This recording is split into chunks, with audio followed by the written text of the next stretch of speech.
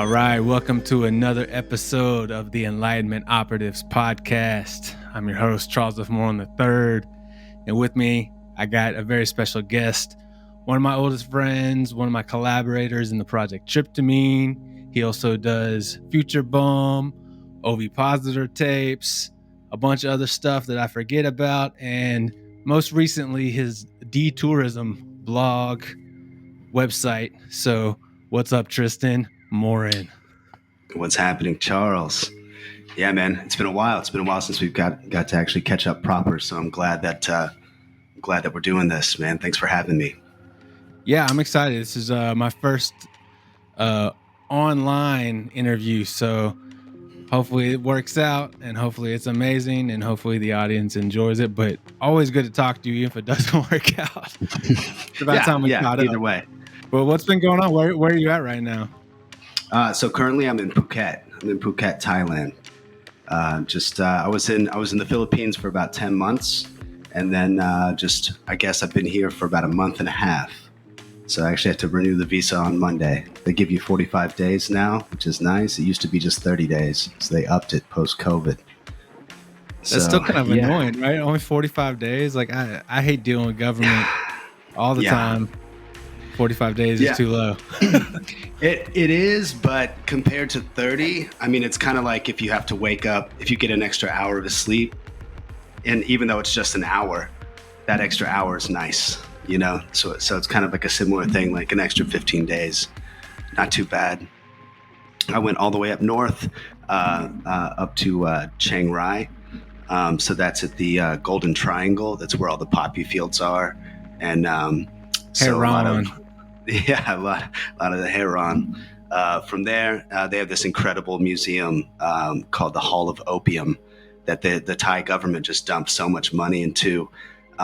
Literally just so interactive that they had like a video game where you got to click on. It was like it would be an airport like baggage pickup, and you get to click on like a cat in a cage, and it scans it, and you see like heroin inside the cat.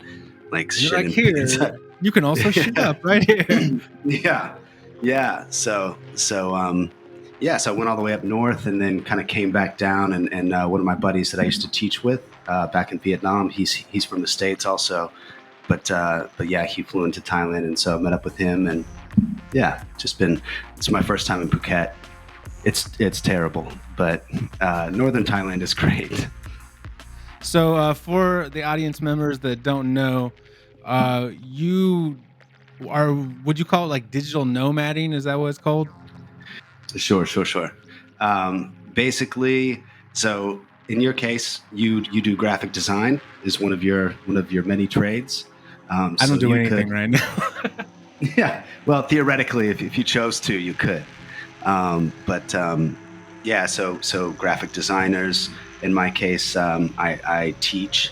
On the side, I was working for Spotify for a little bit, just managing playlists, and then doing some other side hustles, just like tutoring some Europeans. And so, yeah, basically digital nomads are just folks that operate online and just get money transferred into their account no matter where they are, and they just kind of bounce from country to country, visa to visa. That's got to be exhausting. Like I thought about doing it. I remember before when we were both living in the States, I looked into it a lot because I was getting shuffled around jobs and didn't really like the video production corporate stuff I was doing. And I was like, oh, I could easily just do this stuff online and travel. And there was a bunch of websites because it was kind of a new budding idea, you know, where you just visa hop, I guess. Mm-hmm. But now that I've been in Nepal and dealing with immigration stuff and dealing with visas and dealing with airports, I don't see how you do it, man. It seems exhausting. Yeah. I mean, it's, I realize that getting to travel like this is a privilege, but it's super exhausting. And I'm ready to settle.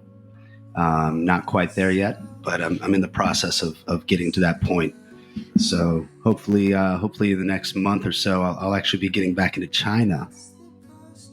And that can be more of a long term for you when you go to China? It'll be like a 1 year contract. So like work visa then. Work visa, yeah. So they have something called a Z visa, and so I'll be going back in through that. And it's purely just to get all of my shit back, all of my things. I left when I left. So just to backtrack a little bit, I left China in 2020, right when the book hit. So there was no pandemic yet. It was just China, and I was in I was up on the mainland in a spot called Xi'an, and so they had each apartment building had a hazmat police officer / guard, and just like I had little paper tickets, and I could leave my apartment once every 3 days, and the only thing open was pharmacies and grocery stores. And to get into either of those, you had to bring your passport, fill out paperwork, and then you get into the grocery store, and it's just a shit show, man. Everyone's panicking. Like the vegetables are not even like these potatoes. They had like a pile of potatoes in this one produce section, and it was basically like mounds of dirt. You could pick them up and they just turned to dust when you pressed them. So it's like you couldn't even get any food. And so yeah, at that point I was like, there's no reason that I should be here. I took the last flight out into Thailand at that point. And I did the 30-day visa. I just met up with some friends, some other buddies of mine that also fled China. We all met up in Thailand. And at that point, I thought, like, okay, maybe China will figure this whole thing out. And then I could just fly back. You do a month in Thailand, fly back once they get their shit together. Then, of course, towards the end of that month, I was in Koh Tao, which is a small like diving island off of the mainland of Thailand, and yeah, all the bars started closing, restaurants started closing. That's when like the world was about to fold, and then I kind of saw the writing on the wall, and then fled there. Went into Myanmar. 2 days after I landed in Myanmar, it was declared a pandemic. Their borders shut down, and so I lived in Myanmar for about 7 months. And that was a whole other thing as well. But all of that to say, when I left China, I just had a backpack with my laptop and about a week's worth of like t-shirts and shorts, some swimming trunks, And so you're basically just going on vacation at that time.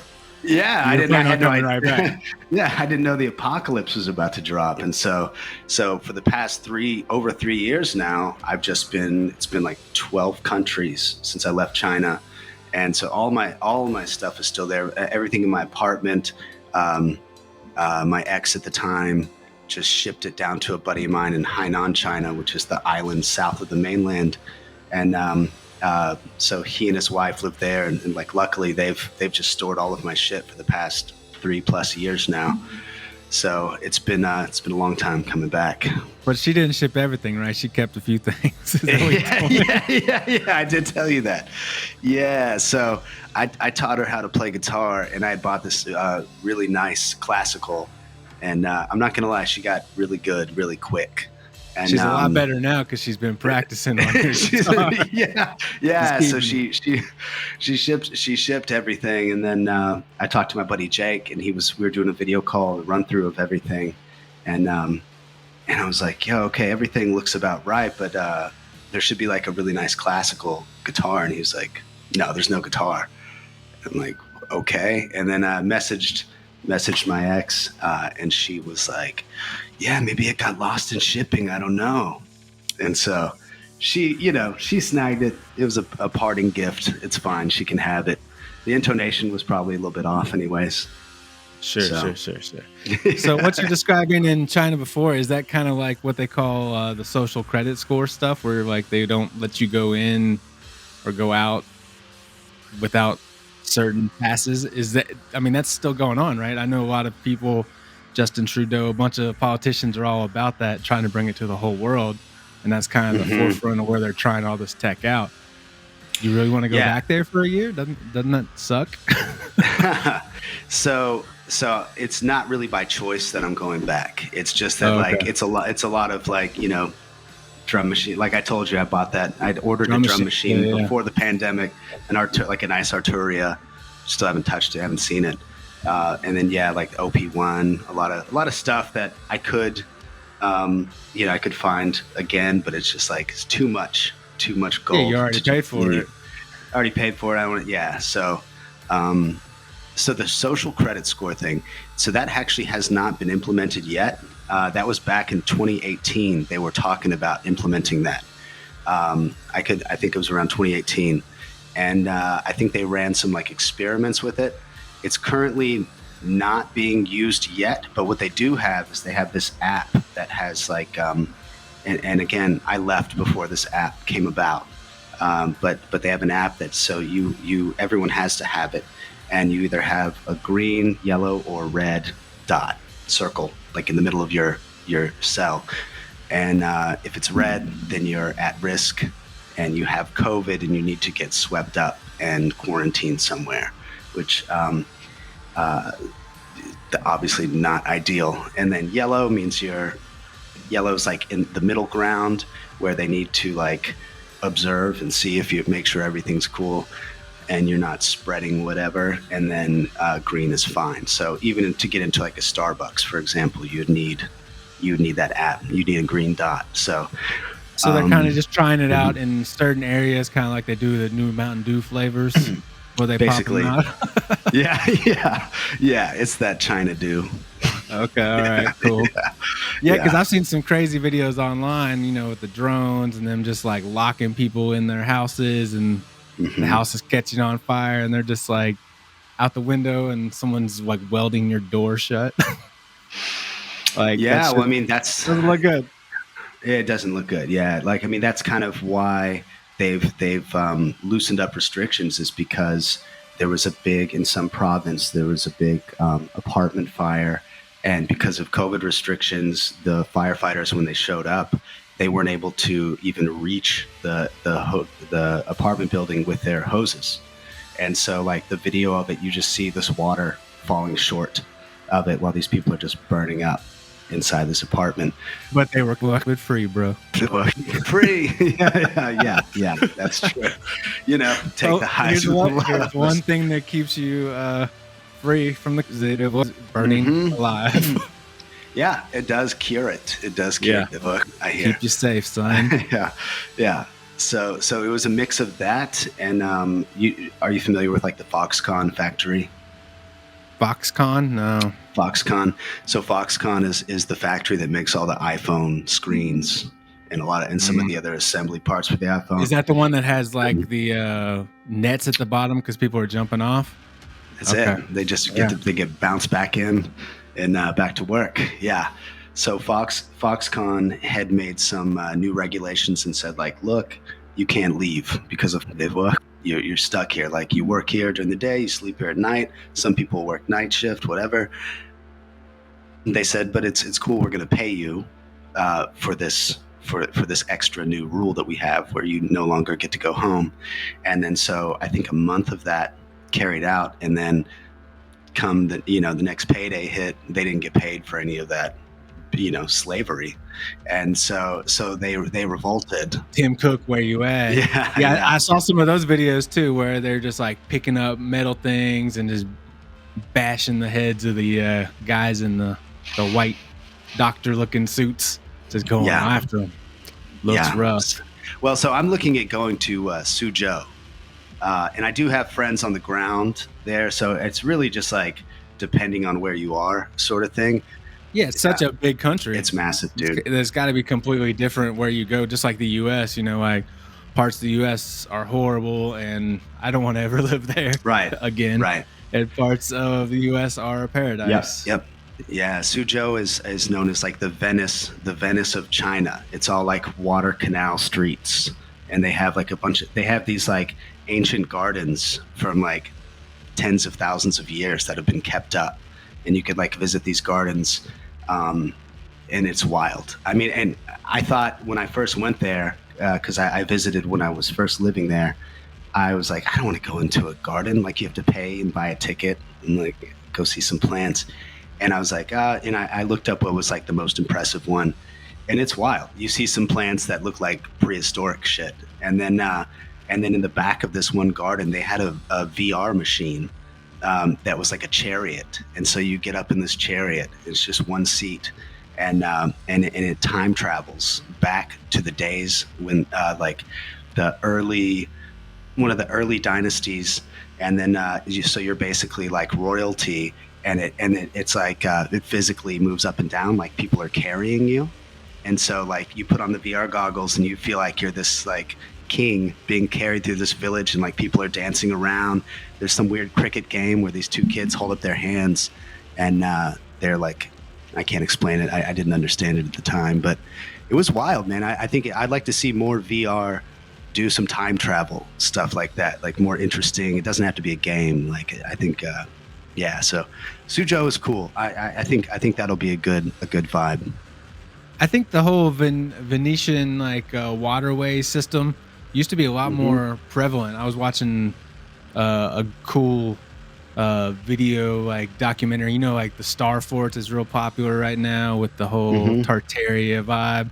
That they're saying that a lot of the old cities that have these star forts, that there used to be some like one of the ancient civilizations that like was worldwide, had all kinds of just waterway systems. You know, like all the big cities were like that. You know what I'm saying? Mm-hmm. So I think it used to be a lot more popular than it is now. Man, can you elaborate a bit on Tartaria and Star Forts? I'm out of the loop. I don't know what any of that is. Yeah. Bro, how much time you got, man? Yeah, I'm free. Yeah. We might have to get into the second half, man, because okay. Well, basically, like Tartaria, you know, like there's a lot of old maps of like basically what Russia used to be. That area was called Tartaria or Tartary, and if you read a lot of like old books, like I was reading some Dostoevsky the other day, and it mentions it, you know. And so all these old maps talk about it. It's mentioned in a lot of books. It's in a lot of like old movies and stuff too. But basically, the conspiracy thing is that there was like a global society, and that a lot of these cities and buildings were from a different civilization that the current civilization is trying to act like didn't exist. So before the Great Flood. Yeah, and there's a thing called mud floods, where it's all over the world. And I was going to ask you about this too, just like even in the U.S., like a lot of cities, you can tell here's street level, and a lot of the buildings are below street level. Like there's windows, so they're digging out what's under the level, and there's windows and like obviously more to the building. Right. And then the one that gets me, which is like, if we're just going to talk about it real quick, is Utah. Okay. Like Salt Lake City. Mormons. So the official story is that there's like 60 Mormons or something that go to this city and build these crazy temples. You know, like you see the cathedrals and stuff there. So these guys in horse and buggies, 60 of them, come there, and their houses look like crap, what you'd expect their houses look like, but then they build these giant like structures that look like they're supposed to be in old world Europe or something. It doesn't make any sense. So like they're saying that it was already in the US. They're saying it was already like global thing, and then like some kind of cataclysm happened, like a mud flood, and covered everything, and that basically people just moved into them and were like, yeah, we built these, and like lie about it in history and all this stuff. And like there's some pretty crazy evidence if you go pretty deep on it online, but there's also a bunch of like bullshit to try to make it look dumb. So sure, it's always just like everything. There's people astroturfing, you know, trying to make something that is interesting and does have some good points to it look really dumb. You know, like just like the flat earth thing. Like I'm not a flat earther, but they bring up some crazy interesting points of like, well, what are they lying about? You know, I don't think the world's flat, but I don't think we're getting the whole story on Antarctica. I don't think we're getting the whole story on what NASA is. Yeah. Well, did you watch what is it? It was the Graham Hancock Netflix special, Ancient Apocalypse? I watched some of it. Yeah, it was pretty dope. And I think Graham Hancock kind of like alludes to a lot of this stuff, but like he already gets so much flack. Mm-hmm. You know, like what was crazy to me was all the people that were like offended and trying to get Netflix to take that off when it's like it's pretty basic stuff and pretty like how you're gonna get offended about this stuff. But like people in the research, the stuff I'm talking about, say he doesn't go far enough. He just kind of like hints at, he's like poking it kind of. Well, I mean, he kind of touches on exactly, maybe he doesn't go super deep with it. He gets into it, but he just doesn't like push it real hard. He just kind of like, it's almost like, you know, baby steps. And I feel like he gets that, but he's not trying to be completely ridiculed. You know, he's not trying to turn into like a David Icke or something. Right. No lizard people. Yeah. Yeah. Don't get me started. We'll wait till the half-hour mark to get into that, bro. All right. So when I left Myanmar, I went to Turkey, and I so my home base was in Istanbul. I just left my luggage there and just kind of went all over. And Turkey is wild because they just have obviously like the Ottoman Empire, a lot of like crazy biblical stuff like Moses' staff. They have that in a museum. It's probably fake, but you know, they have a lot of. You can go to like these villages that were from that era, but Graham Hancock goes into this underground city, which is in Cappadocia, and so I stayed in Cappadocia for about a month, and I'm going to mispronounce it. It's called like Derinkuyu, but it's this massive. I mean, they have, when you go visit it, you can only go like 6 stories below the earth, but they're like over 20.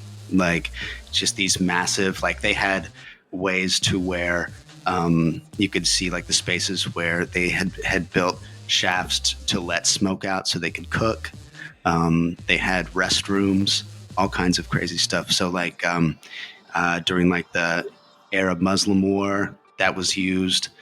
During the Ottoman Empire, it was used for people to take refuge. So all of these people used it to, like, if they were being under attack, they would go underneath, into this underground city. Part of what Graham Hancock was touching on was that this may have existed sort of pre-Great Flood, where like it was built during that time period. But what a lot of archaeologists are saying was like, okay, it was built whatever BCE 780 or something like that. And but yeah, he's like, well, just because that's when it was being used for sure by this one group of people, it doesn't mean that those people built it. Exactly. It's like how many people have lived in the apartment you live in right now? Yeah. Just because someone goes and finds your stuff and it's like, okay, Tristin lived here and it's got a date of 2023. Obviously, everything, this whole apartment's from 2023. Exactly. Like people move in. Yeah. And so one thing that they did that was really interesting, they had these like massive circular discs to use as doors. And inside, saw that. So they have those discs, and in the center, it's almost like an Allen wrench, kind of square kind of shape. So they had a tool that they could use, push into that center of the disc, and then roll it across. So if people tried to attack, they didn't have the tool, they didn't know how to open that door. And recently, when I went up north, before I went to Chiang Mai, I was in a place called Ayutthaya, which was like, it was the original capital before Bangkok. It was just called Siam. And so it's like this old, a lot of old pagodas and everything. And I was at one of these Wats. And because whenever I'm traveling, I have to at least stay somewhere for a week because I'm teaching throughout the weekdays. So in a lot of these places, especially like on a Tuesday afternoon, like nobody's there. And I was at the top, and most of those Wats, they don't allow you to go inside. But this particular one, they let you go to the top of it, and then there's a staircase going down. And but it's blocked off. By Wat you mean like temple, right? Like Angkor Wat, like Yes, yeah. okay, Watts. So yeah. they call Watts. The Watts are basically temples. Yeah. So yeah, I was there. There was nobody there, and I could see from the when I went up into the space, like I could see the guard, and he was just like sitting smoking with his back turned to me. I was like, I'm gonna do some Indiana Jones shit, and we're gonna break down in here. So I just like hopped over and went down like deep into it. They have the same circular disc doors. And when it just kept going down, and you get to these points where they have. I couldn't get into these spots. I was like, this is the same exact circular stone disc doors that were used in this underground city in Cappadocia, Turkey. Nowhere close to here. So I don't know. I mean, it's interesting. I haven't been to a lot of these places, but I watch videos on this. I read lots of books. I'm into this stuff. Like there's a lot of underground stuff going on, and like all these major temples, even here in Nepal, have like underground caves and stuff that they're over top of. Like there's definitely something going on underground, and even in the U.S. where we're from. All the native tribes, they all talk about like ant people, that's where they came from, is deep underground, and the ant people or whatever brought them up, and that's how they started civilization. And like, have you heard of the Grand Canyon? That there's a crazy cave in the Grand Canyon that they found all this, like in the articles they say Egyptian, but it sounds more like Tibetan, like Buddhist, Hindu type iconography, and like giant statues and all these mummies and stuff. I've not heard that. Yeah. It was basically like in the early 1900s. He didn't work for the Smithsonian, but he worked. He was like being paid by them, and found it. Wrote all these articles about it, and then all the stuff went missing, and now you're not allowed to go there, and it's like obviously military base right now, so no one's allowed to go into it. And even like we're from Kentucky originally. What about Mammoth Cave? I mean, that's huge cave system. And there's a book I just read called Edidorfa and the Edge of the World or something. End of the World and Edidorfa, and it's about some like guy who gets initiated into a secret society and gets taken by this guy. Like they basically have to fake his own death, and he goes to right around Pikeville, I think. They go into a cave, and he gets led by this like faceless, like I don't know how to describe it, like this faceless like reptilian kind of guy, like fish kind of person that lives under there, and like goes all the way deep into the inner earth. And like eventually there's all these like plants, and there's all these animals, and there's all these like there's light and everything. And the crazy thing about this book is it goes like super scientific. Like it'll do like a chapter of like what happened, and then it'll go into a chapter of like explaining why that actually makes sense with like salt water and all that. So I think there's like crazy cave systems. Do you believe in Hollow Earth? Do you think people just like dug into it and lived in it, or do you think it keeps going and there's eventually, like there's like Gartha, there's all that stuff? What do you think? Well, two things. There is this massive cave system in Vietnam, up from Hue, and it's like middle of the country where it like has its own ecosystem. There's a jungle inside of it. And there's the person who is giving tours, like this tour company, they have a monopoly. You have to go through them. And so it's like over $2,000 just to book, because they bring like tents, and you have to camp. It's like a 3 or 4 day trek into the largest cave system that we know that exists thus far. And it's where I never saw the movie, but the most recent King Kong, probably back like 2017, that was filmed partially in that cave system. And I tried to pay a local to illegally take me there, and then he took me to some other just shitty cave. So I didn't get to go. About right. It sounds about right. I've seen. I think you sent me something on it, and then I also saw some drone footage of it. But have you ever heard Okay. of like Admiral Byrd, the U.S. Navy guy in the 30s that explored Antarctica? I listened to a recording of him speaking. Does that sound right? Yeah, and he did. did Yeah. he did an interview on TV that's you can find all over YouTube where he's talking about there's a bunch more something else going on in Antarctica, and like there's footage of the Germans that were before Nazis, but the Germans were flying in there in the 30s, and you can find footage of that, and it starts looking like Montana. Like obviously there's the ice and ice. If you keep flying, eventually starts looking like Montana and just starts like fields. And then there's also the thing where they say that there's like underground like lakes and stuff, and they even think that that's where like Operation High Jump, where after the World War II a bunch of Nazi U-boats, the submarines, went missing, and they tracked them all the way down there. And this was after the World War had already ended. That they took Admiral Byrd took a big group of soldiers on big giant boat to try to go down there and catch them. And you can read the reports of it. They're talking about like flying disc and all this stuff, like how they basically got their asses kicked after the war was already over by something that was down there. That's wild, man. I mean, yeah. And there's a bunch of accounts of like, if you keep going, that's like the entrance to Hollow Earth, And there's all kinds of things. And there's the Tibetan idea that, that there's an entrance there to go to Shambhala, which is supposed to be inside, like a Gartha, that whole idea. The second thing that you reminded me of was, so like getting into the Philippines, I knew very little going into it. I knew it was like very Catholic, very like conservative. And then I started I'm not big on going to like the tourist trap, like party beach areas, so I was like, I was just reading up on interesting islands to check out, and there's this one called Siquijor. It's Siquijor.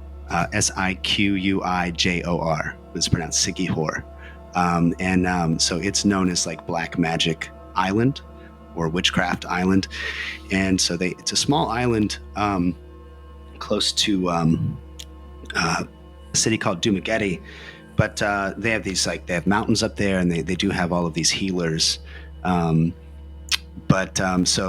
one of the pre-colonial, like before the Spanish conquistadors went out there and shoved Catholicism down the locals' throats, they just had this like rich mythology of just insane, like very, very interesting paranormal figures. Some of them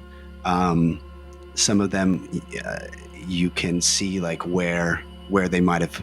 Some of them are like fear-based. Like there's the baby that comes back to life. If you try to abort your child, it comes back to life, and it's like has spider legs and it attacks you.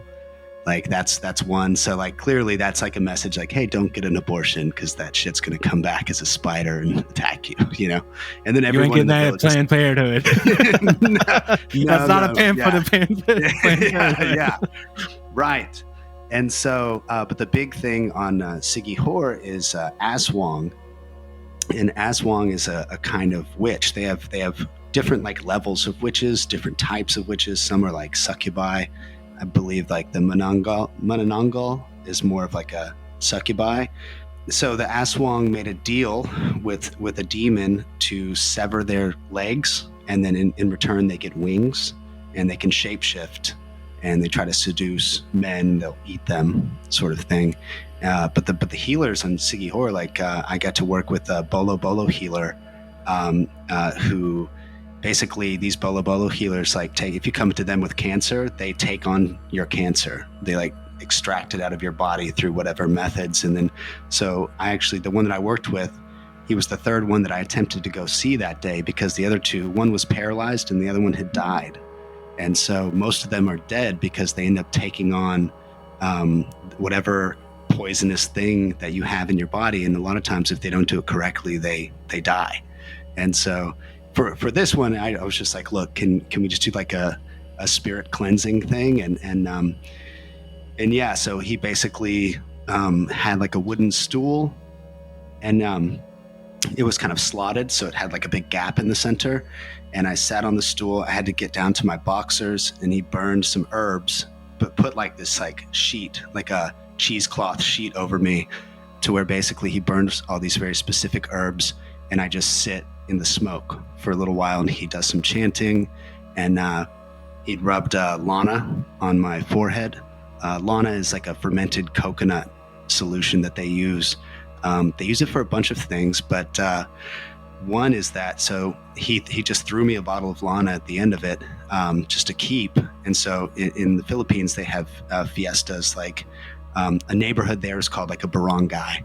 And so each barangay has like these big fiestas where they're just really communal. And so, but you keep a bottle of Lana on you at a fiesta, and if it starts bubbling up, then it's an aswang detector. If you get close to an aswang, that shit starts bubbling.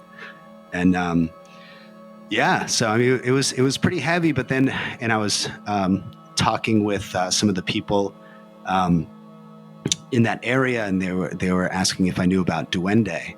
And this kind of goes to your Hollow Earth bit, which is, so duende are believed to be these like tiny little elves.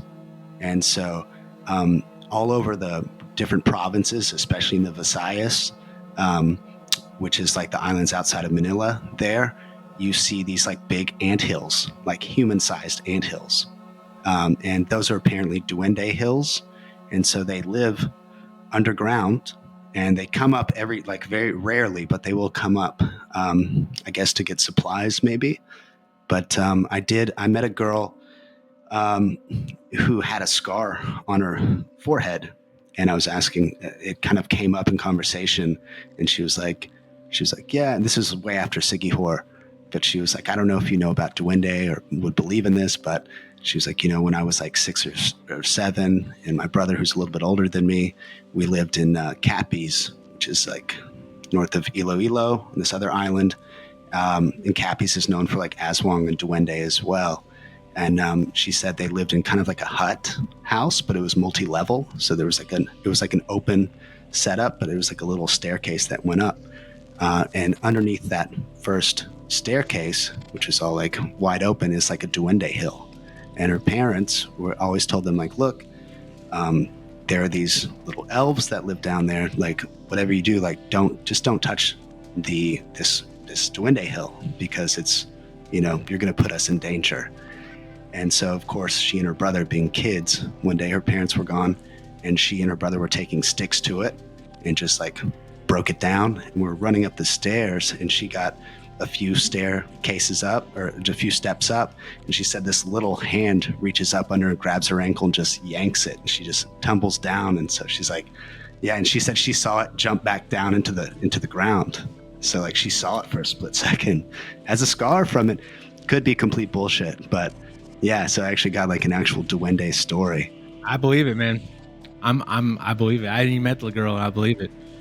I mean, I think there's definitely gnomes. I think I was watching a channel that goes through a bunch of old newspaper articles in the U.S. and there's they found mass graves of LPs in Tennessee, I believe. Yeah, and I think the Smithsonian grabs that shit and locks it away and hides it, because I think there's giants for sure all over the world. That was the next thing I was going to bring up. Well, before we talk about that, let's plug your Detourism site, right? Okay, yeah. This is like this is your new jump off is Detourism, and it's like all your crazy travel stories in a blog form with pictures and stuff. And I'll say this, like, I talk to a lot of people, and I talk to a lot of also a lot of travelers, and your stories are wild, way better than all these like hippies that come through Nepal with the same old stories, going to the same old bullshit. Like you said, I feel like most digital nomads, they're on the same trek. Because mostly they're just here, in and out. So like I get it's the same people, but different people. Yeah. Through all these cafes and stuff. And they're all going to the exact same places with the exact same stories. And your shit is like totally wild and totally way more interesting. So I appreciate that's my that. personal plug. You get my.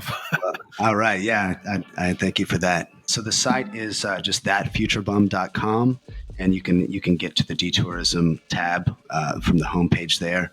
And yeah, kind of what Chuck was saying. I left the States 2016, and I didn't plan on being gone for that long. I moved to Peru, and it just kind of opened me up. It was the first time leaving the States as an adult by myself. And then once I broke through, I had just sold my house, and it was kind of like a big life change moment at the time, anyways. And then I realized, like, oh fuck, I don't have to play by this like old American paradigm, American dream bullshit. I can just travel around. And so yeah, so it's been, going up on 7 years. And I came back once when we did the UTR album release. We did an album release Not to party. be spoken of. Not to be spoken of, yeah, but it's all good, yeah. But it was good. I mean, that was a good visit back. It was a good visit back. But yeah, so that's the only time that I came back. And I've journaled off and on, but it's always like sporadic. And then so I just started thinking, like, I considered a podcast, but I kind of I don't know, I do like to write. And so yeah, I said fuck it, and just came up with the detourism idea. And so it's basically, I'm just going to be telling a lot of trippy travel stories, and it's all going to be kind of disconnected. It's not going to be like in a chronological order. I thought it would be more interesting to just jump timelines. And so right now I'm just on episode 3. I'm working on the fourth one at the moment. So yeah, anyone listening, I'd love for you guys to check that out. And it's quality, not quantity, because the ones you got are already dope, and Thank I know you, the man. new ones are coming just from the personal stories I know you got. I know you just got like a bunch to go through, so I'm sure you're getting some heat in there. Yeah, thank you, man. So as an artist, you mentioned that futurebum.com because you are a musical artist, Futurebum, and also Ovipositor Tapes and Half a Tryptamine with Yes, me, your man. That's right. That's right. How does traveling to all these crazy places affect your music at all? Yeah, it affected Futurebum in a huge way because when I first left Peru, I went to Vietnam, and then I started reading up on something called Zomia. And Zomia was basically this sociologist, I think in the early aughts, coined the term. And what it is, it's all of Southeast Asia and a little bit of China, all of the inseams of all of these countries where you have all of these minority ethnic peoples that are living these like ancient lives, and the governments of Thailand, Laos, Cambodia, you name it, they're not taxing these people. They're not trying to change. They're not trying to modernize them. And so Zomia was this idea of basically it's not bound by country. It's just bound by this big landmass. And it was the study of all of these people that are living like these. It's basically ancient people living in the modern world that haven't had to adjust. And so I became obsessed with that. And so I took a break from Vietnam, and then made a trip it was my first time in Myanmar. This is back 2017. And then went up from Laos down to Cambodia, a little bit of Thailand. And I just spent some time, I just researched, like, for example, the Hmong tribe. They originally came out of China, but they spread out all over Southeast Asia. And so there's a big Hmong tribe in Laos, right off of the Mekong Delta. And so I spent some time with them, and they have a lot of interesting ceremonies and beliefs. And so I got to sample a ceremony called the Suquan ceremony, which is basically, they believe that you have 32 protector spirits that are always around you.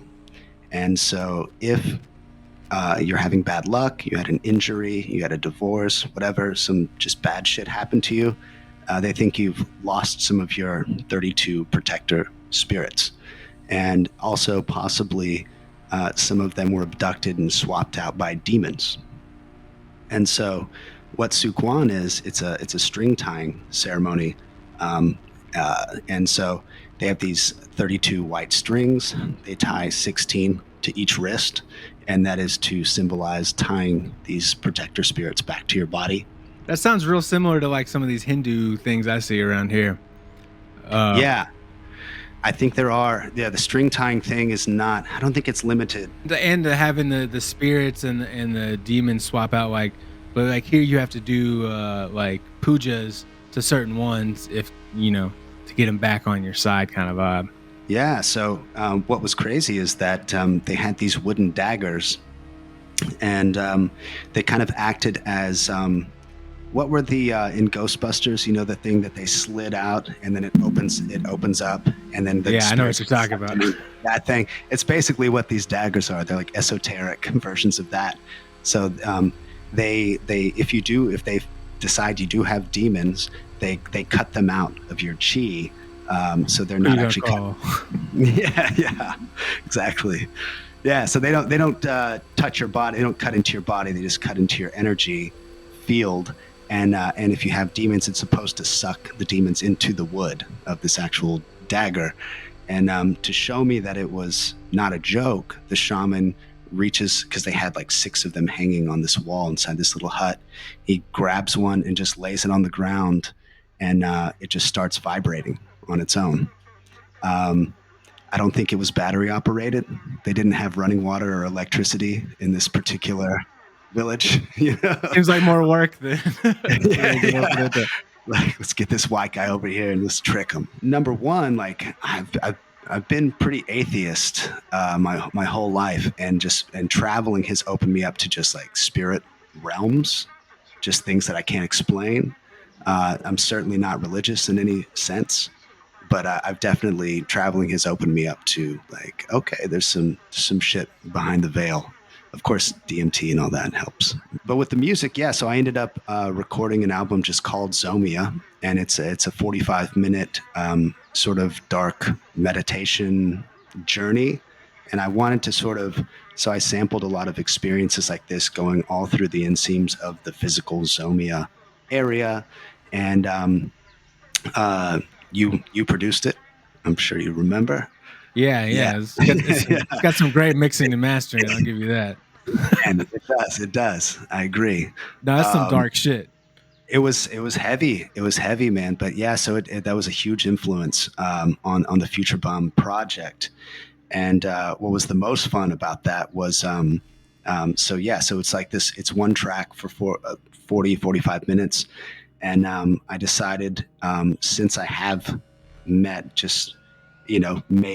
different friends along the way that are from all over the globe, I thought I created a link so I released it in Hainan, China, 2019, September of 2019, and at this gallery, and then I timed it to where I basically did this invite to people all over, like from Canada to Russia, you name it, and then everybody, so you could basically plug in where you are and it'll tell you what the time zone is for you to listen to the event. And so I sent out PDFs with instructions for the meditation ceremony.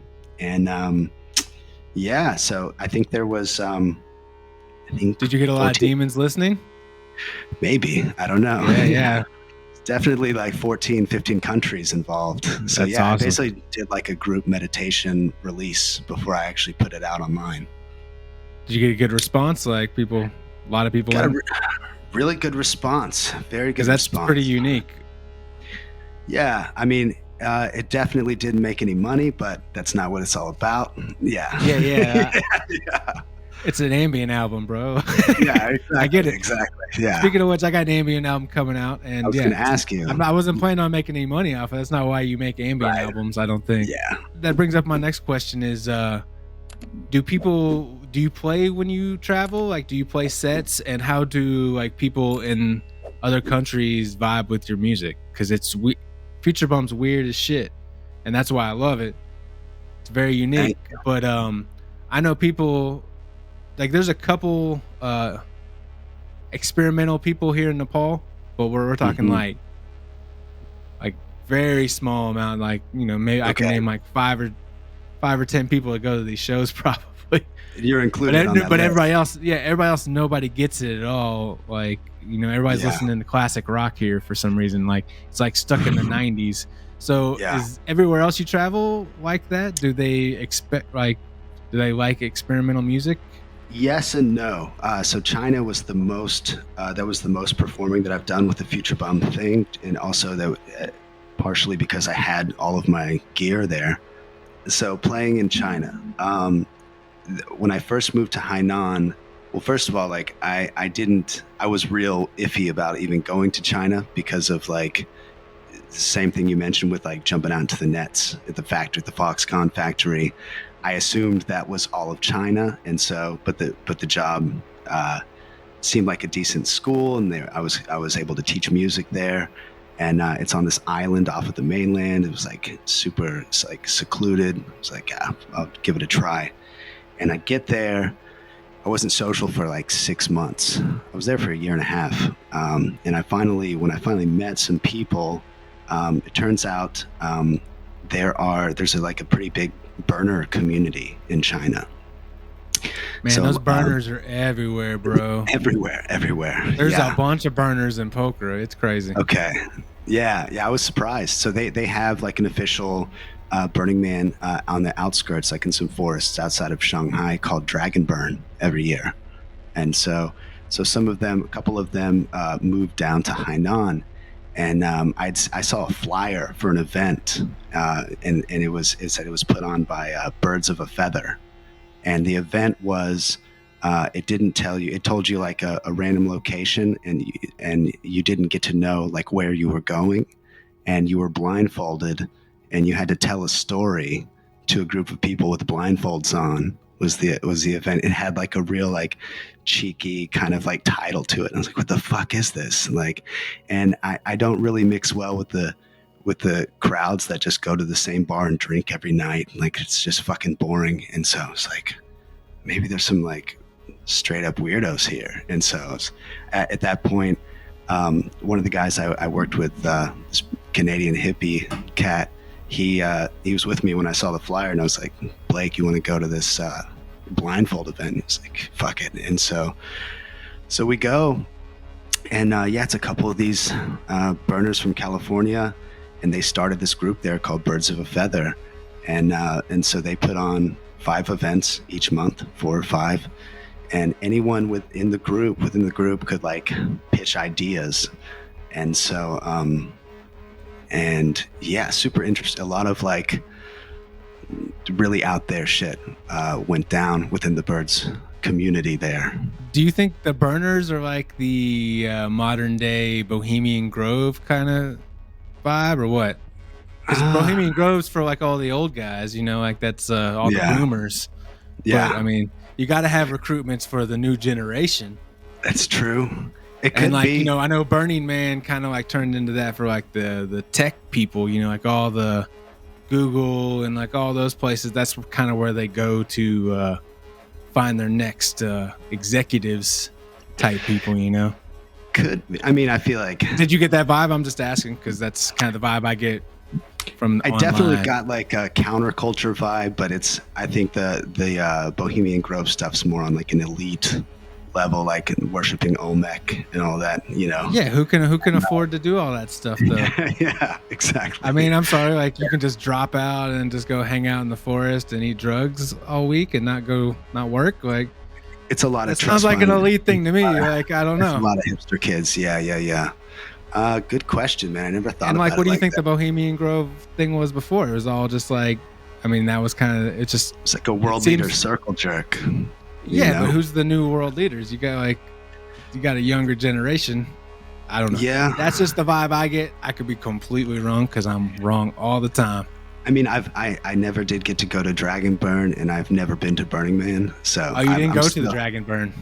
I wasn't able to, unfortunately. Every time it happened, I was working and I had other shit going on, and it's like all and the your way story up in Shanghai. sucked, bro.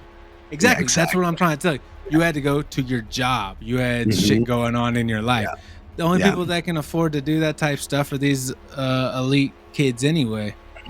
Yeah. And like, yeah, I'm like, my whole point is, I'm gonna get weird on you, but it's my podcast. I'm gonna do whatever I want. All right. So what do they do with all these things? I've known enough burners from when I was living in Atlanta, and like I used to do the touring with doing electronic music. I've met a shit ton of burners. They're freaks. They're into some weird stuff. I mean, they're open about it, but obviously they do a bunch of drugs. They do a bunch of deviant sex stuff, which is cool. Do you? I'm not hating, but that's also the type of stuff that Epstein and all these CIA, MI5, all these secret or intelligence agencies, that's all they do to blackmail people as well. They get you on a bunch of drugs, get you to do some weird stuff that you probably don't want your mom to know about, or your friends, or you don't want it out in the public, and they videotape that stuff, and now you're owned. So like, I feel like a lot of those parties, is to like set people up like that. Just get people on record. Yeah, luckily, for sure. Yeah, I could see that. Luckily, the birds thing wasn't that, but yeah, who knows, man? It wouldn't surprise me if Burning Man was on some of that. Bro. You didn't go. I didn't go to Dragonburn. Yeah. I mean, the Birds of a Feather thing was like just like a small burning group that basically was just like creating different like artistic concepts. But so I worked a lot of like. So they weren't elite. No, I don't think so. But who knows? Maybe the Dragon level ups. Here, level up, guys. I don't know you, and I'm just having fun and just making jokes. But level up, Birds of a Feather. You'll get there on that level. Yeah. You'll be getting blackmailed in no time. I promise. Just keep at it. Exactly. But yeah, so like we did one house event where it was like a like cacao. It was a cacao trance. Cacao. Yeah. Like, like pure cacao is like, it's been used like in ritual ceremonies for millennia. And like, if you're just if you like fast beforehand and they made like a cacao, like it was no sugar involved with this, man. It was bitter as fuck, but everybody drank the cacao, and there was like a DJ, and I basically set up, I just had these like nice hard key combo amps, and then just set up in this separate room, made like a comfortable drone room. And that was probably my favorite performance for that night. That was insane. But in terms of playing out like in clubs there, it was always interesting because, China's not on like the hard rock thing like Nepal, but China is very much into like sappy ballads. They love sappy ass ballads. And so that's kind of where they're at. In terms of like electronic music, it's just shitty house music. It's sort of like, I liken it to back in like the late 80s, early 90s when all electronic music was just called techno. Yeah, here it's trance, because I don't know, like for some reason trance here in like Goa, India, like there's big like trance parties where it's a little too fast, and like I mean, I like synthesizers, but it's not melodic enough for me. But that's what everyone, when you say you do electronic music here, that's what they think is that you're a trance DJ. Okay, yeah. So there are. I did go to a couple trance parties in China. I think like if you're in Shanghai, Beijing, Chongqing, those three especially, like the bigger cities, like they have more going on. They know more they're more like plugged into more interesting genres. But like in Hainan, there was. I mean, even in like Shanghai and Beijing, I wouldn't say there's a drone scene or an ambient scene, And so. I remember I got booked to play at a salsa bar, and I did it out of pure comedy. And so like there was like a DJ as well. And then my friends were DJing, and they were kind of like doing salsa-esque house music. And then I went up, and I was wearing a muumuu with a bunch of duct tape and like fucking boots, and just went up and just did like a heavy white noise set. And then like, and this girl comes up mid set, and she's like concerned, this Chinese chick, and she was like concerned for me, and she was like, excuse me. She finally like worked up the courage to be like, excuse me, sir. And I was like, yeah. And she was like, are your machines broken? And I was like, I'm trying to fix it. And like, yeah. So then I just like I was like, and then so I was like acting like I was real distressed. And she was like, okay, I hope you get it. And so I wouldn't say it was more like confusing than anything, but for me it was a blast, like playing out. I didn't play out as much as I would have liked, but every time I did play out, it was great. But the house shows were always the best. Yeah, real quick, I guess this is more of a house kind of thing here. I feel like I've been talking too much shit. There is a dope place called the Flux Box here that's kind of new. That it's basically like a house. I think it's someone's house but pretty much everything is here because like all the bars, someone basically lives in the back anyway. Here. Okay, yeah. But it's called Flux Box, and there's this dude Amariti, which I think I sent you some of his stuff before. He's dope. He's a local Kathmandu guy who does experimental music. So I feel like I'm shitting on the scene. Shout outs to him because I don't want to be a complete asshole. Shout out Amariti. Yeah. Amariti. Like you should check his stuff out in the Flux Box. If you're in Kathmandu, you should go check them out. There's a guy actually in town now who's Medicine Stunts. Have you heard of him? No. He's like pretty big in the noise scene. He just did a Japanese tour too. And he used to be in that band Wolf Eyes, I think. Oh, I have Wolf Eyes records back home. Yeah. He might be on some of them because I think he used to be in that, but he's still like in that scene. You should check him out in Medicine Stunts. He does a bunch of really dope tape music, and he's done some like field recordings in Kathmandu that did pretty well. But he's here right now. He's from the U.S. He's actually from Ohio, I think. I've been talking to him online. I've been meeting to meet up with him. Hopefully, I'll get him on the podcast, but I got a pregnant wife, so it's like hard for me to go out right now. Okay. But I'm friends with them online, and it's dope. So I don't want to like feel like there's nothing going on here because there definitely is some cool ambient music going on in Nepal. You got one of the Wolf Eyes cats, and apparently he comes all the time. Out of here. That's insane. Insane. So like man. check out the Flux Box on Instagram. Check out Emariti, and obviously Medicine Stunts is the guy I'm talking about who's here right now.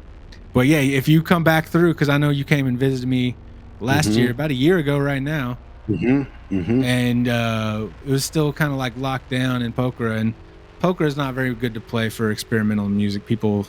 It's all covers and stuff there, even though it's a dope town. It's not great for music, but you should play there next time you come through because they love your stuff. I mean, I'll have my shit, so I'll be able to actually bring it in. Yeah, man. I noticed in your last episode you said Vidro closed. That sucks. I did. Yeah. Shout outs to Vidro, but he actually my boy Ramel who runs Vidro, he has a new spot. It's called Art Lab in Senapa. It's not as big, but it's super cool. Food's good. I don't think they're doing shows or anything yet, but they're doing art stuff. Okay, got you. Cool. Well, yeah, man, I'll definitely be back through. And yeah, we can talk a little bit about that trip in if you'd like as well. But speaking on the last episode, I wanted to mention something because you guys were talking about Chinese TikTok, right? Yeah. I'm always shitting on TikTok, dude. Let's shit on TikTok. Yeah. Let's shit on TikTok. So the company that owns TikTok is called ByteDance, right? ByteDance, yes. So, yeah, ByteDance owns TikTok, and then the Chinese version, which came before TikTok, is called Douyin. And I just wanted to mention that. So, man, this is some weird, and I want to be clear. I am not like pro China. Like I realize China's fucked up. I'm pro like the geography and the food of China, and the people are cool. The government is garbage, obviously, and it's bad. Yeah, I'll just stop to clarify that I am pro everybody all over the world. I'm pro people. I'm pro everybody, whatever you want to label yourself. I am anti-government all across the board. I'm your classic anarchist. Not that I want to blow stuff up anarchist, it's that I don't believe in government anarchist. Right. Yeah. Go back. Go back. Yeah. It's just the government that I'm not really into in China. Everything else, I fell in love with that country. But So you mentioned something on your last episode that I've heard other podcasts I listen to talk about, and it's this idea that the TikTok that America consumes is like the silly bullshit dances, and it's like making our people dumber as a result. And not only that, it's like dangerous. Like they're promoting like going and like pushing people randomly and like hitting people. What's it like? You knock people out from like behind, like promoting weird stuff. Yeah. Okay, so I haven't seen that. That's fucked up. Not surprising though. But so like, and then so what I've heard in like people say in the States is that Douyin in China is like promoting like science and more education and stuff like that. It's not true. It's just not the case. bullshit. Okay. No, it's total bullshit. Trust me, like Google like Hefan Bridge, Hefan, Hefan Bridge. It's literally like a Douyin bridge where it's all influencers doing the dumb dances, doing the same dumb shit that they're doing in America. TikTok is just as like divisive and idiotic in China. I never saw there was no education, anything about it. It's the same. It's just the Chinese version. They're just doing dumb shit in Mandarin. So where's all this coming from? Like, because that's like you said, you heard other podcasters talking about it. I've seen it all over online. Like, what is it? Just more propaganda or what? It's just propaganda is all it is.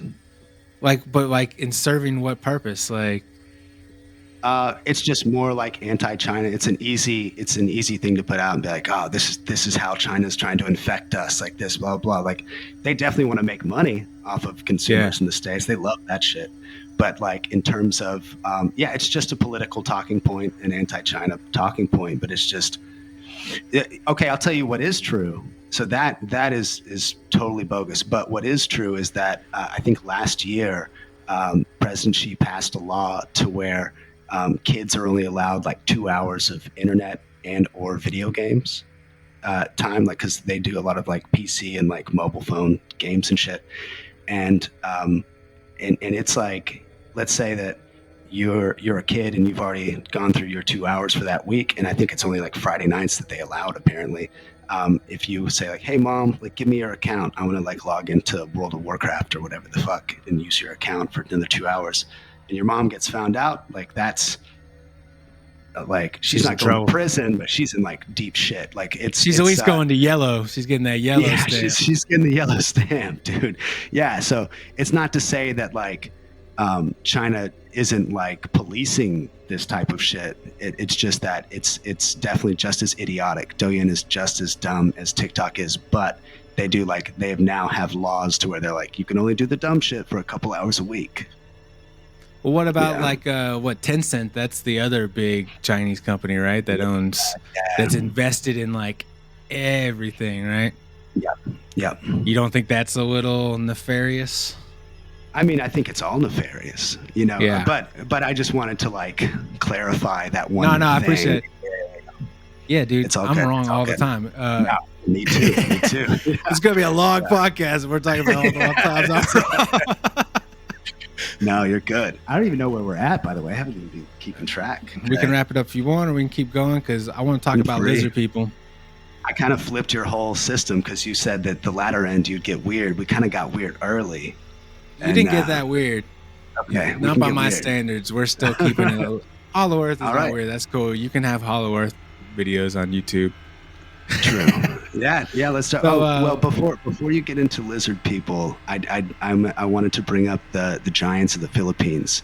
That's another part of their mythology. It's the same subject, bro. Let's do it. Okay, perfect. Same subject. Keep it going. They're called the Capri. Capri are the giants there, and they actually live like super high up in the trees. It's basically their Bigfoot, but it's I think even a little bit larger than what we think of in terms of like the whole Sasquatch thing. But they live up in the trees and they roll their own cigars. And so the way you can tell that they're around is if you're walking through the forest, you can smell their tobacco burning up in the trees. Like Tony Soprano's up there. Yeah, pretty wild. Did you see one? Like, give me a story of the people there. Or they believe in it. It's a real thing. It's not just bullshit. It's like half and half. I do have a lizard person story though of the Philippines as well. Hook me up because like you were just talking about what dragon dragon raves or something. Dragon burn in China. Yeah. So like the dragon thing, you have dragons in China. You have Nagas here in all the Hindu countries have Nagas. They definitely have it in the Middle East. There's all kinds of serpent stories. Yeah. I mean, you got serpents and all the Native American stuff. Obviously, Peru and South America, all kinds of serpent stuff. Mexico. So what's up with all these serpents? What's the serpent thing?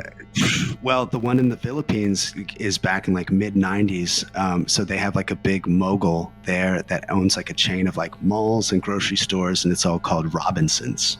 Robinsons is like the big sort of, imagine like if Kroger owned a bunch of malls and all kinds of shit. It was like, so this big mogul, and this woman got abducted in one of the Robinsons malls in back in the 90s, and I guess there was some footage of her being abducted, and it was like, I haven't seen this footage, I've tried to find it, but apparently like the CCTV was like, it looked like a half man, half lizard. And so I guess the guy who runs this whole conglomerate kind of like did like a cover up perhaps on it. And so the conspiracy theory behind the Robinsons half man, half lizard is that it's his son. Yeah. And so, man, I have like Filipino friends that won't go into Robinsons grocery stores and or malls because they're like, I'm not getting fucking abducted. It's like a Minotaur situation. He's probably got like a maze underneath it that he lets them hang out in. So that's my Filipino lizard story. But yeah. I mean, you traveled more than anybody I know. And has there been any place where you go where there's not some kind of lizard representation? I mean, it's everywhere, right? In Peru, it's aliens. But the aliens are lizards, or? I don't think so. They had like in Cusco, they have something called the Coca Museum, because obviously the coca leaf, big deal there. And so it's like all the history of the coca plant and all of the, how to make cocaine and all this stuff.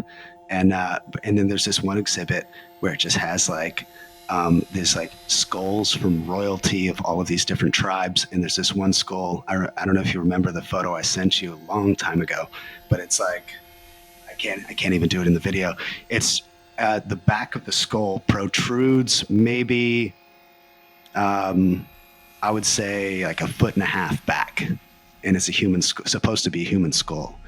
And what the story behind it is, they say that within that tribe, they would, if you were born royalty, they would wrap the back of your brain with coca leaves as a baby because your skull is malleable at that age. And so they figured out a way to stretch the skull back. There's no fucking way. You got the soft points. Yeah, you got a soft skull when you're that young. Yeah, you have soft skull, but you're not stretching the skull back 1.5 feet. I'm sorry. There's no way. On cocaine? Yeah, maybe. Cocaine's a hell of a drug, man. That's true. So I took a picture of the shit and got carried out, and they deleted it, but they didn't know that I still have it because they didn't delete it It's the twice. cloud, bro. Like, come on. Yeah, exactly. So I got out, but like they definitely did not want me taking photos. They did not. It was like, yeah.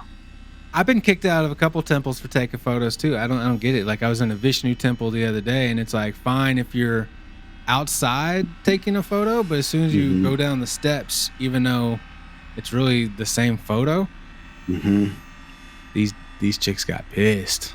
Really? Okay. Yeah, I don't get it. Yeah.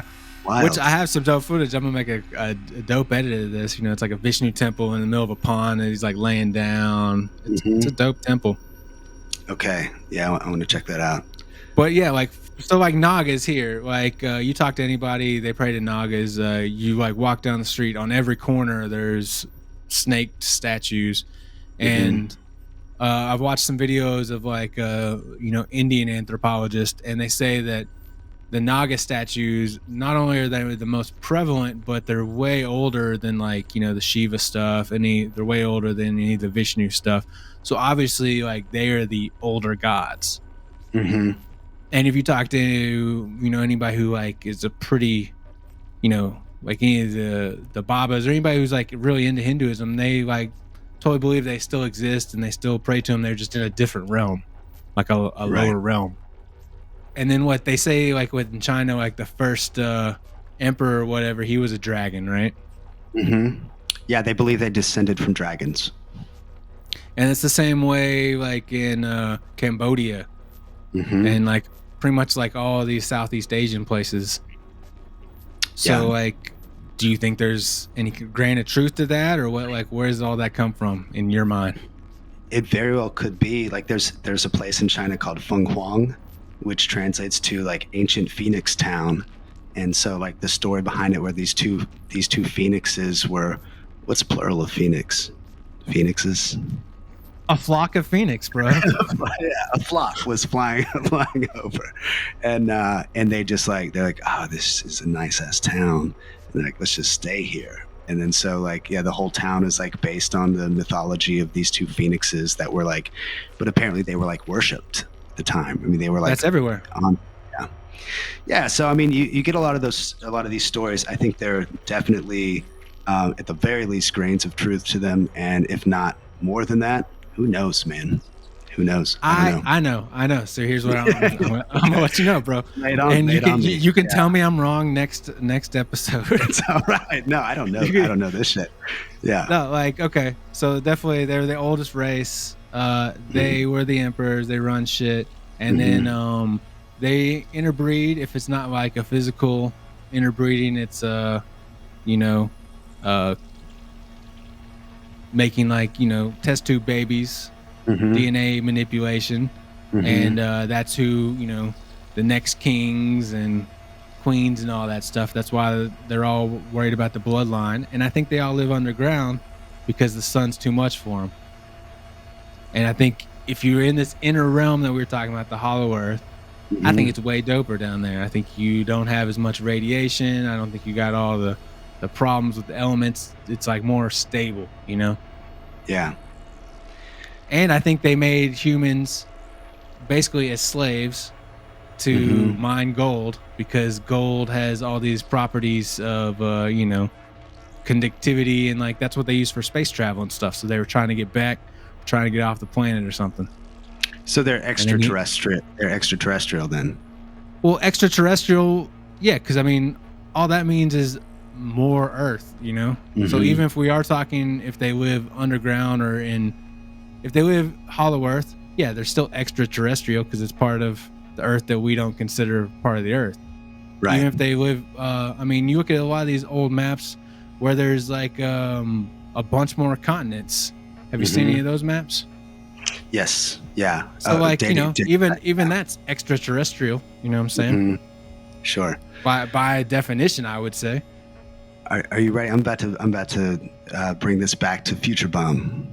Hook me up, dude. The record I put out after Zomia is called a Mercurial River. And so part of the reason I moved up to Xi'an is because I was super interested in Emperor Qin Shi Huang. He invented the term emperor. He's the first one. And so, yeah, from the Qin dynasty. And so that's like the Terracotta Warriors.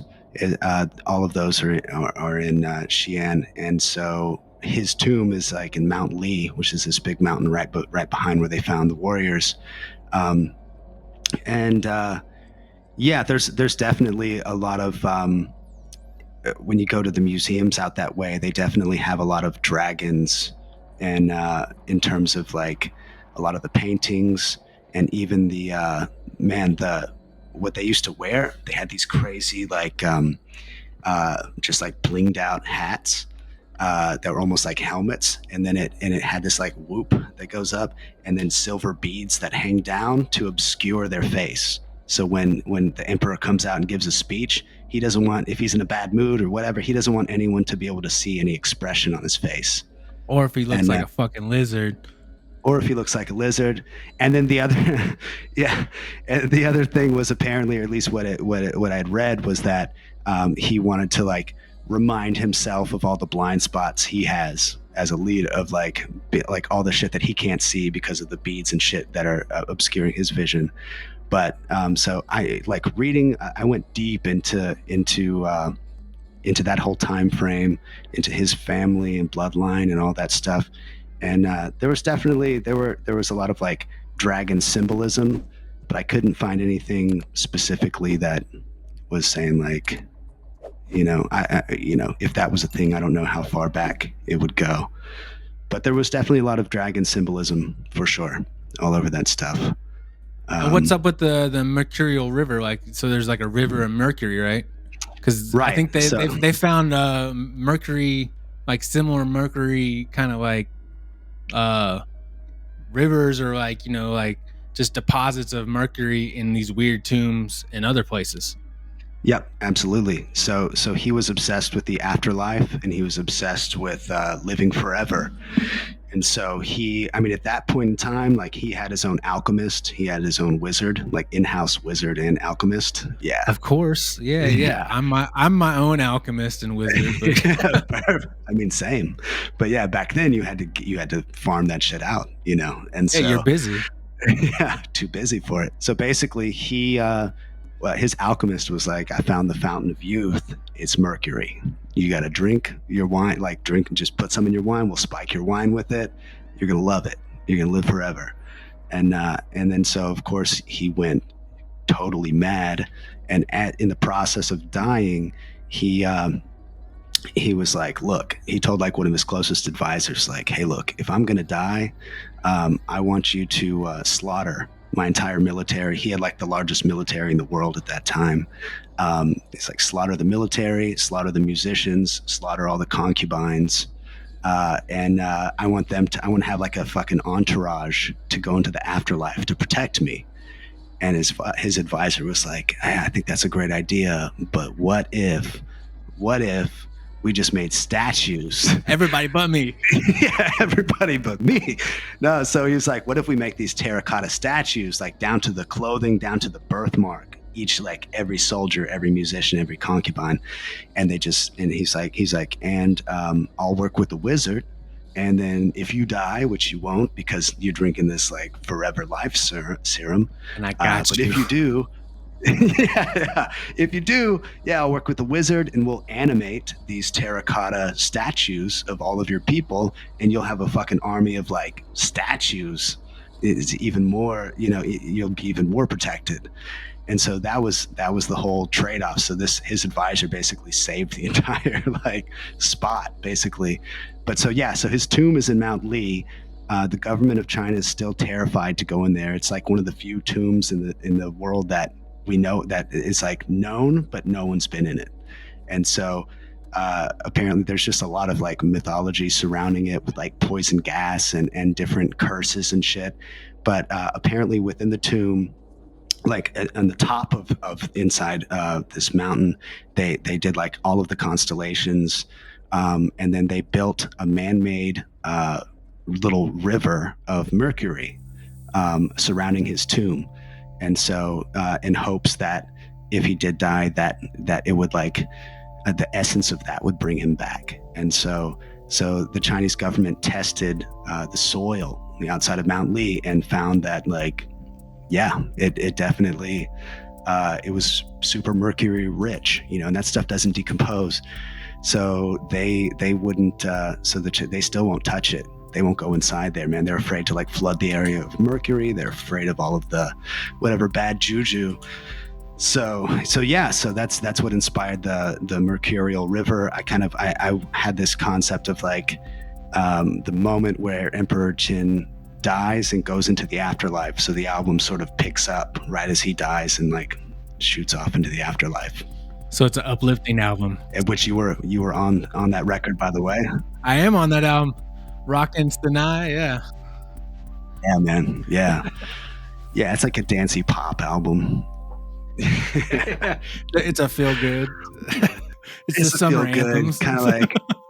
No, I like that album too. You got that's one thing I like about your albums. They're like completely different from the last one, and I love the whole background of having like a story behind them. It's like a whole movie going on in your head without having to actually film anything. Thank you. Yeah. It's just I'm hoping that people just kind of use their imagination and it kind of builds something there. But at least that it plants the seed going into it. But some of your music has been to film. As a good segue, you see that? That's podcast hosting. Yeah, that was. I like that. You've had our boy Hyena Silver, right? Has used some of your music in some of Have his you movies, watched that? The Occasion? right? Yeah, Yeah, what that's coming out soon. Are you on that one too? I am on that one. Did you do? You Because did I've some seen you on animation for him. STZ, right? Yeah, you did Yeah, STZ is where I STZ. saw Mass Salts. And then Mhm. I haven't watched the full Occasion. I did a 3-minute like digital animation for when the guy trips out in the Occasion. Did you do so the I'm excited to scene? see the The whole scene thing. where is that you? Did you do the scene where it's like outside and there are like some Yeah, the outside people? and you There's see like the trees dick. around. Yeah. That was fucking wild. I was like, I Look good? think this is Chuck. Looks amazing, dude. Yeah, I haven't watched the full thing yet. He sent me the link, but I need to watch it. But my wife doesn't like weird stuff because she's pregnant, so I gotta watch stuff while she's asleep. Yeah. Do you know how long it is? No, it was like 2 hours, 3 hours. 4. It's 4 hours. Wow. It's 4 hours long. So I split it up in a couple days to like really digest it. Man, it's brilliant. It's like Shakespeare on LSD, like with David Lynch, like wrapped around it. Like it's wild, man. You did a good job. You did a really that's one of my favorite scenes was that 3 was the minutes outdoor out of scene. 4 hours. Well, I mean, I will say like it's all dialogue. It's all dialogue within like this one house. That's like one of the few scenes where like you leave the house. I have no problem with long movies. Like I was watching a movie the other night and I got into it and I'm like, man, this movie's long as fuck. And I realized it was like a 10-hour movie. I'm like, oh, I guess I can watch the rest later. People binge series, they'll binge like multiple seasons. What's the difference? Like What's the difference is this one probably had an ending and a story. Like I fucking hate these series. Yeah. I hate the way, Yeah. because I'm a cinephile. Like I watch a lot of movies. I love movies. I love storytelling. I love books. I hate this whole new binge watching a series and they end on a cliffhanger and they just make it up as they go bullshit. And you have like 12 writers and you can tell that they are just making it up and there's no one person who has an actual idea. I hate that shit. Right. Like TV is horrible right now.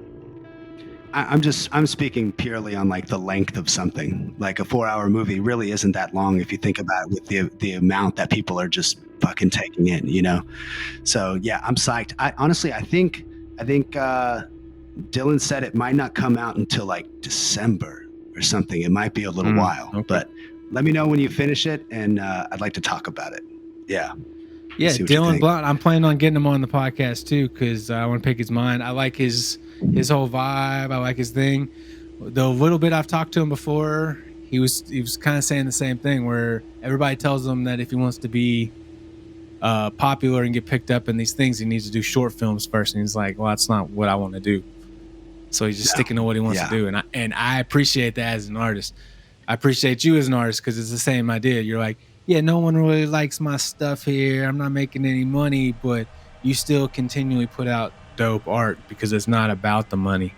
So like, what is it for you? Like, it's not about the money. Why do you make such weird music that, most people, or let's say normies who they're going to think your your equipment's broken.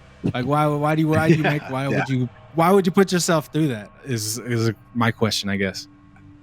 I think it's just because I'm just obsessive compulsive. So then when I have like an idea of something, I have to finish it. I have to like chase it down. And so really it's even like the whole, when I started the Futurebum thing, it was like, I wasn't showing anybody the tracks. It was purely like therapy I was making like ambient noise shit just to like, because I was in a dark place. And then I think like, I remember you'd come back from Atlanta and I was showing you some of the stuff. And then I showed maybe like 2 other people and you all were just like, yeah, this is sick, man. Like, and so like originally, like I didn't have any plan to even like put any of that stuff out. My bad. No, it's all good. Yeah, no. It's all good. No, Yeah. like I'm glad you brought that up because when I was in Atlanta, like we made music back when we were like way younger.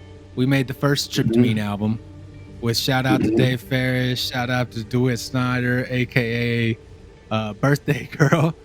But like we made this album that was like for Kentucky, or even like, you know, really it was just way before of its time, really. I mean, I don't remember what year we put that. It was like 2005 or something. Like early. it Yeah. was way early, and no one understood it at all. Like it was totally weird. And then I went off to actually, hey, like be successful a little bit doing dubstep and like shitty electronic jam band stuff, which is like funny because like I was actually making really good money doing like dubstep remixes of top 40 music and touring all around the country and playing with these shitty jam band like Disco Biscuits ripoff bands.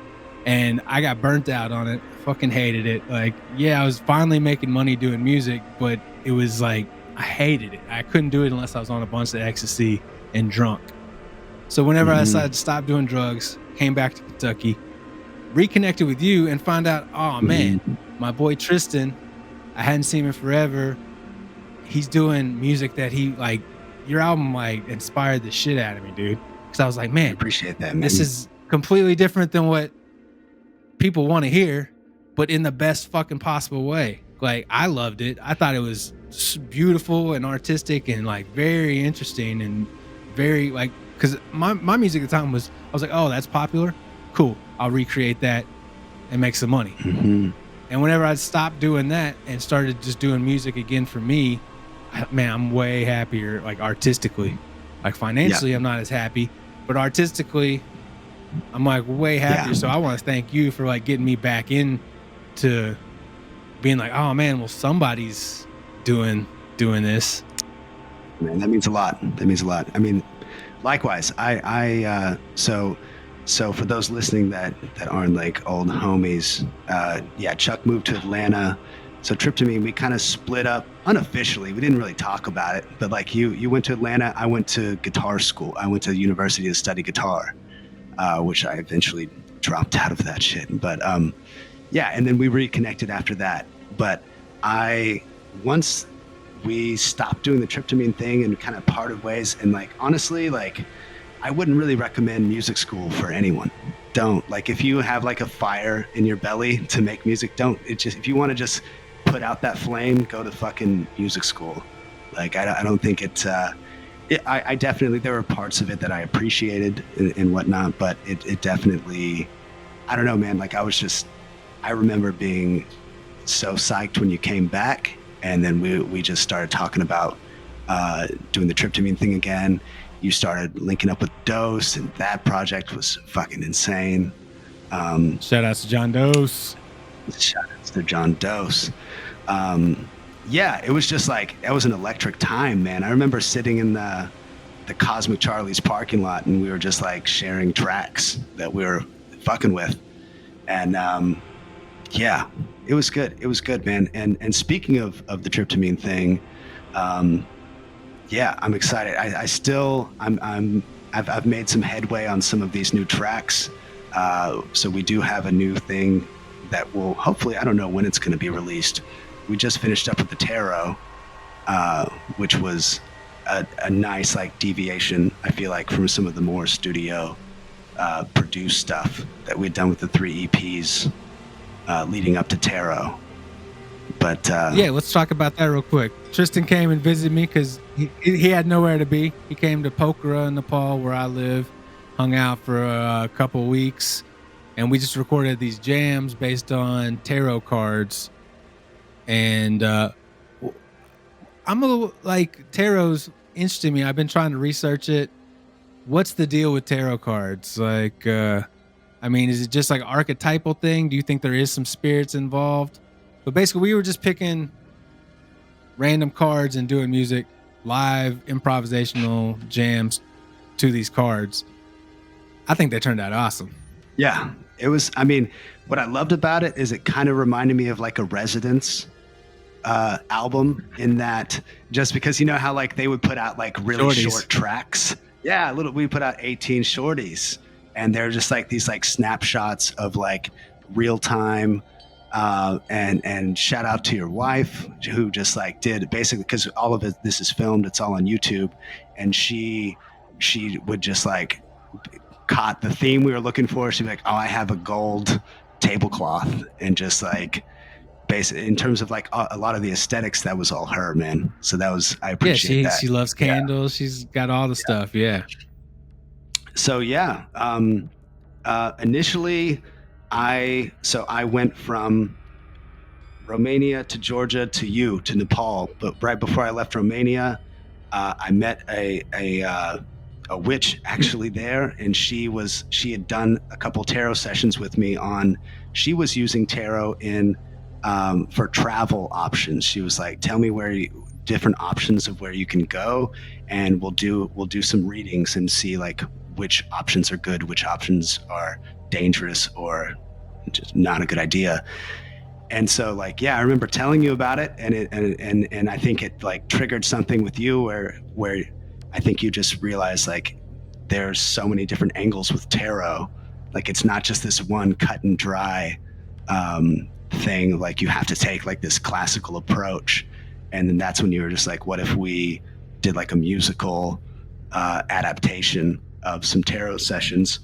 And so when I got into Kathmandu from Georgia, yeah, I just went into I found like a little shop that had a Rider-Waite deck, and yeah, went up to Pokhara, and that was, it really wasn't like I didn't do a lot of, we did that one epic hike, but like I didn't really, it was mostly just like, obviously I wanted to see, I hadn't seen you in years, or your lady, so like it was great to see you guys, but man, we went hard in the paint. I feel like that whole trip with the music thing.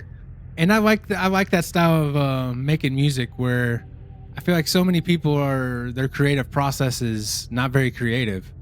Mm-hmm. So I like having the I call it like divination, you know, like divining your workflow, where it's like, I know that you know, like Brian Eno and a bunch of people like that kind of do like a similar thing. And we did the similar thing on our last group of albums we released, where we just put all our instruments, and like I think we were even putting like time signatures and stuff in pieces of paper in a bowl, and just randomly choosing what the next instrument we used was. And I like that approach. Yeah. Right. There was two. One was like for instruments, and one was for like time signatures and different effects and things. Yeah, that was. And I like that. Like I was just saying, I think a lot of, especially for me, you know, both of us back in the US had too many options. I remember going into your basement, and we were both just kind of gear freaked, you know, especially my dad used to own a guitar shop. So I would get all the reject stuff, which is the type of stuff I love. The stuff that wouldn't sell in Kentucky is all the stuff I love, all the weird synthesizers, all the weird effects, you know? So like you go into a room and you have like, just like, oh my God, just like, look at all these instruments. How are you supposed to choose what to play next? You know, like, and that's the hardest thing. It's the same thing if you go, my wife's a cook. So whenever she does things, I try to tell her, it's like, don't put like 20 items on the menu, because the person then standing at the counter is just going to freak out. They're not going to be able to decide what to do. So for creativity, I think less is more. Like I like having restrictions on your creativity. And I know like Lars von Trier and a bunch of people do that with like cinema and stuff too, where you give yourself limitations and you have to work inside those. And I feel like that's the most creative that I get, is not having unlimited options. It's like, okay, I got this one thing and I got to make something that works with this, and just focus on being creative and not focusing on gear, you know? Yeah. Yeah. 100%. That was the first thing I noticed traveling with smaller pieces and not having as much. It just opens up leagues. Going back to that old basement, like yes, it was like way too gear heavy, but it just made me think of, I had one of those old organs, like the 2-tiered organs, whatever, and it had like dead keys on it, and like those dead keys made so much more. Obviously, I'm not a pianist by any means, but like just working on that, like the dead keys made it more interesting in terms of like chordally, what I ended up coming up with on it was much more interesting because I was missing notes. Absolutely. And like I have the same thing. I have this other YouTube series called Remote Rhythms, where I just take, you know, like a synthesizer or even just my iPad, or like just whatever I can carry that's battery powered or like tiny on hikes and stuff. And I make whatever I can at the moment, like in the scenery. So if I'm on top of a mountain, I want to get that vibe just out of that one instrument. And I was going through and I'm releasing season 1 just on Bandcamp and stuff, you know, and it's like 19 tracks. And I was listening to it the other day to make sure it was all good before I put it out. And like, it's some of the coolest stuff that I've been putting out. And it's really good. You know, a lot of my music, I spend like way too long trying to do it. And it's like too complicated and like there's too many instruments. Yeah. And like, I gotta make the mix perfect and all this. And then all this stuff is like, you know, maybe I'll prep for 5 minutes or something to pick the synths or pick the programs or whatever. But like, it comes out just raw, just as it is. And some of it's like gold, man. And it's surprising. For anyone listening that has not checked out on YouTube, I mean, now I guess go to Bandcamp as well, but do the YouTube first for Charles F. Moreland Remote Rhythms, because just like, he's going to these places that are just these insane landscapes, insane backdrops. Just like, it's a cool fucking project, man. I really love it. Yeah, and a lot of people are doing it. You know, I know that's like not like a new thing, like to go in nature and do these things, but my stuff's not rehearsed when I do it. I noticed a lot of people is like they're obviously doing songs or like I think it's really dumb when DJs do it. Like, I don't know, like the circle. DJs, it's not DJs on social media are the dumbest thing I've ever seen. Like, I'm sorry, like, oh, cool, watch me press play on this track real quick, and then I press play on this other one real fast. Like, it's so annoying. It's so stupid. Like, and that's coming from someone who used to DJ. Flats. They're on some salt flats in like Montenegro. You know. Like I mean, the landscapes are beautiful. Don't get me wrong. I'm just like, joking. It's cool. Yeah. But you know, I have my issues with just DJing in general. Like, it's kind of, I mean, it is an art form, but it's not something that I have a problem with. Just artists in general, as far as like this whole worship in front of the stage. And I've been the person on stage that everybody's vibing to in front of thousands of people, and it's like, it's kind of weird. My favorite parties I've been to, I didn't know where the DJ was. And, you know, when I was growing up in like, you know, actual rave kind of culture, you didn't know where the DJ was. And it doesn't matter because you're there to dance and you're there to party, and it's about the music. And like, they didn't go, blah, blah, blah, blah, blah, blah, blah. No, like, they didn't. Here's the DJ. They didn't announce themselves. Like, the DJs would switch over and you wouldn't even notice. Like, I think the most fun I've had was, remember, it was with you in New York after that video shoot. We went to that DFA Christmas party. Yep. That was one of the most fun. It was like just disco house, DFA music at some crazy warehouse. I still have no idea where the DJ was. No. We were there for hours. I had a blast. I couldn't tell you where the DJ booth was, but those were the best DJs I've been to. Yeah, because they're creating a mood for the room, for the space. Yeah. It's not. It's about the actual. It's not scene look at me happening. stand on a table. But I say let's wrap this up, man, because we've been going for a while. Where can everybody check you out? Like, what's the best way to find you? Yeah. So again, back to the website, thatfuturebum.com. Check out Detourism. I just recently put out a new Futurebum track called "Glimpsing the Hex." So check that out. That's on Spotify or wherever you check out music. And then Instagram is probably the best place to find me, which is just _Futurebum. And then also Tryptamine _orchestra. That's me and Charles F. Moreland, the man right here. So those are and Ovipositor Tapes. You did mention that. I put out just like one EP of just playing around with that concept, and it's more like real lo-fi kind of obscure acoustic shit that doesn't really fit Futurebum or Tryptamine. And it also has like kind of a long concept. I'm not going to get into it. That'll be for a later date. So I don't know, but I think it'll be interesting when it's not really fully fleshed out just yet, but I did release just like a short EP of Ovipositor Tapes. So if you're into some weird lo-fi kind of downtrodden guitar shit, then check that out. Yeah, and I'll put all those links in the description too, so definitely give them a subscribe, give them a shout out. Follow us in the Enlightenment Operatives Podcast. Definitely give us some ratings because it's a new podcast. Also, check me out, Charles F. Moreland III. That's 3 I's. I'm all over the place. And yeah, dude, thanks for getting on the podcast. Man, I'm happy to let's get on definitely my do it again. ground floor. Yeah, episode 4, right? Yeah, dude, you're my first American guest, so like blah blah blah blah. All right.